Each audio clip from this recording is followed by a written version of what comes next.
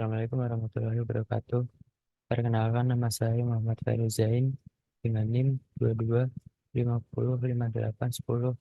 TK 55375 dari Teknik Geologi UGM angkatan 2022. Di sini saya akan membahas mengenai diagenesis batuan sedimen silicium plastik untuk memenuhi tugas dari mata kuliah petrografi untuk petrogenesis. Ini adalah outline pembahasan dari presentasi kali ini.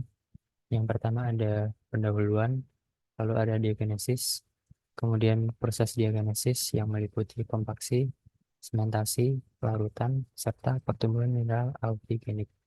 Dan yang terakhir ada daftar pustaka. Yang pertama ada pendahuluan. Batuan sedimen plastik itu merupakan batuan yang tersusun oleh butiran-butiran dari proses transportasi dan pengendapan dari batuan yang telah ada sebelumnya pada suatu lingkungan pengendapan tertentu. Kemudian komposisi dari sedimen plastik itu secara umum dibagi menjadi tiga. Yang pertama ada grain atau fragmen yang berukuran lebih besar dari butiran lainnya dan merupakan komposisi utama dari batuan sedimen tersebut. Lalu yang kedua ada matriks. Matriks ini berukuran lebih kecil dari fragmen dan mengisi pada rongga antar fragmen tersebut. Lalu yang ketiga ada semen. Semen ini berfungsi untuk merekatkan antar butiran sedimen silicium plastik tersebut. Lalu diagenesis. Diagenesis merupakan proses perubahan secara keseluruhan, baik secara fisika, kimia, maupun biologi, yang terjadi selama proses pengendapan sedimen hingga saat batuan tersebut akan mengalami metamorfisme. Pada diagram di sini dapat dilihat bahwa proses diagenesis dan metamorfisme itu berbeda dan terpisah.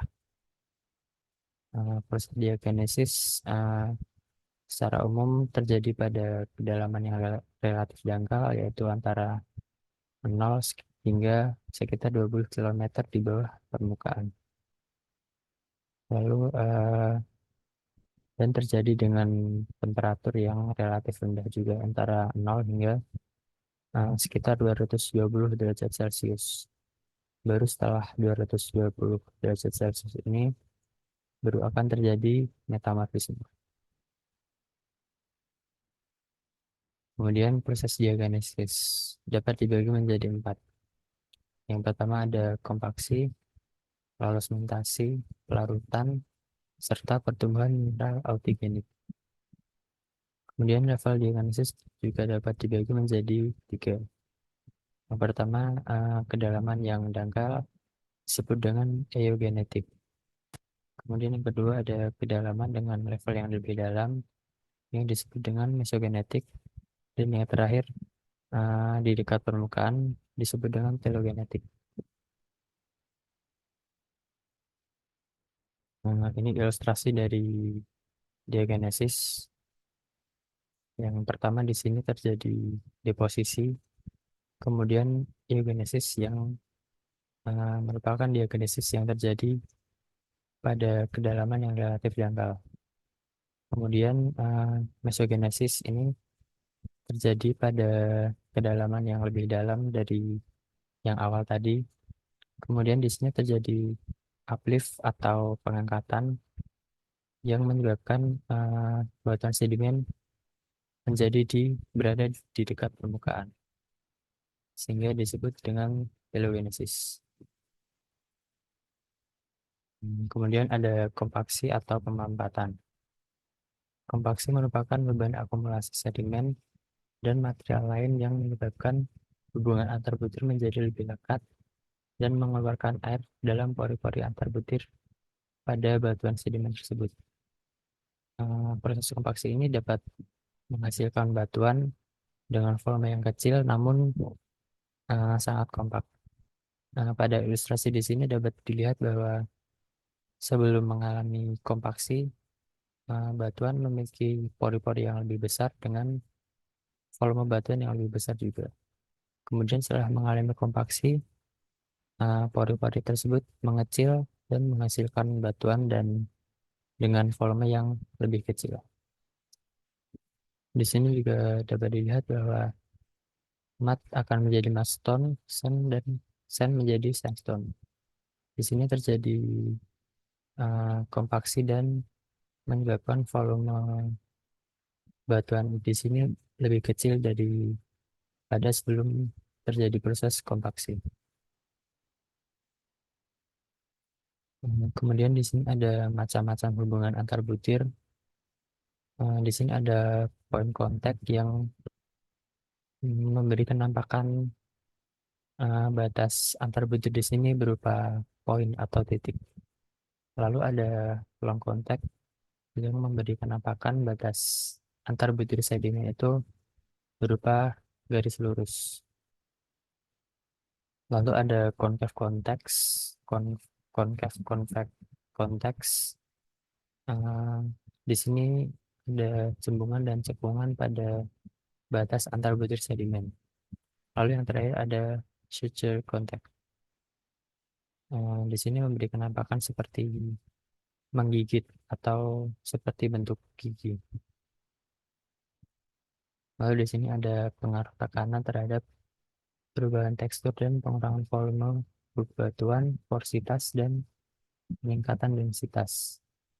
Nah, di sini saat terjadi kompaksi menyebabkan clay case ini eh, terjadi pengurangan volume pada clay case.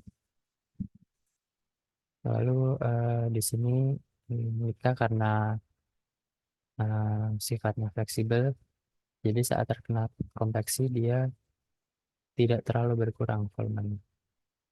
Lalu di sini juga eh, ada hubungan antar butir yang telah dijelaskan sebelumnya tadi. Di sini concave convex contact, dan di sini ada suture contact, serta di sini ada long contact. Kemudian sementasi. Setelah proses kompaksi tadi yang menyebabkan air keluar dari pori-pori, material yang terlalu akan mengendap dan menyemen atau merekatkan butiran-butiran sedimen. Proses sementasi ini dapat menyebabkan porositas dan permeabilitas pada suatu batuan itu semakin kecil. Terdapat beberapa tipe semen menurut Gordon dan Burley. Yang pertama ada semen kuarsa, ada semen karbonat, semen mineral lempung, semen feldspar, semen pirit, serta semen anhidrit.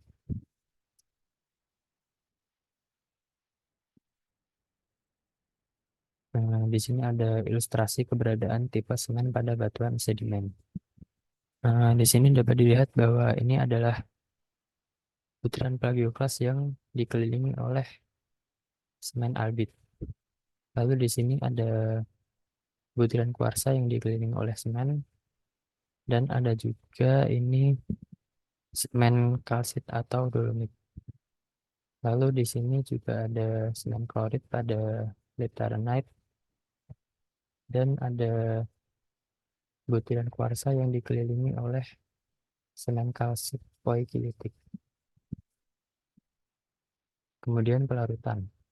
Pelarutan ini merupakan pemindahan seluruh atau sebagian dari mineral pada suatu batuan melalui larutan sehingga meninggalkan rongga udara pada batuan sedimen.